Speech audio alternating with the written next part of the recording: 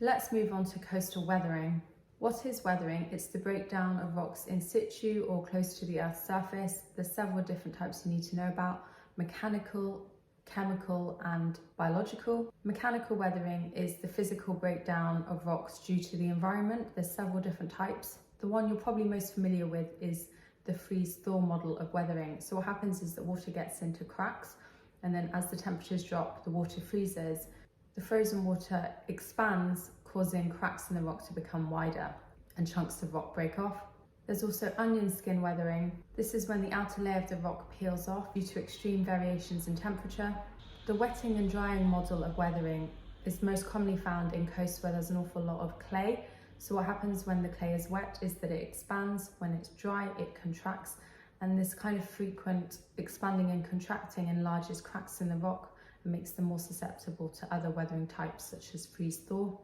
Next up, what is mass movement? Mass movement is the downward movement of sediment due to gravity, and there's lots of different types of mass movement, starting with rockfall.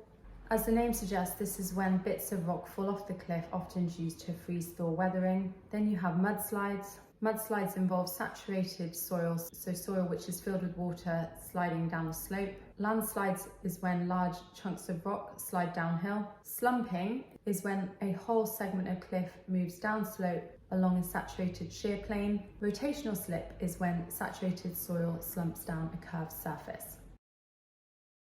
State one type of mass movement that affects coastal landscapes. You could have landslides, slumping, rockfall, rotational slip, sliding, mudslides. I'm going to go for landslides.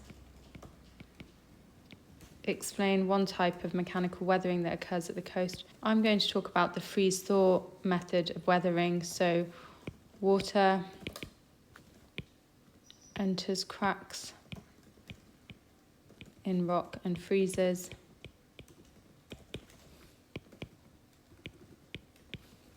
The water expands, widening the crack.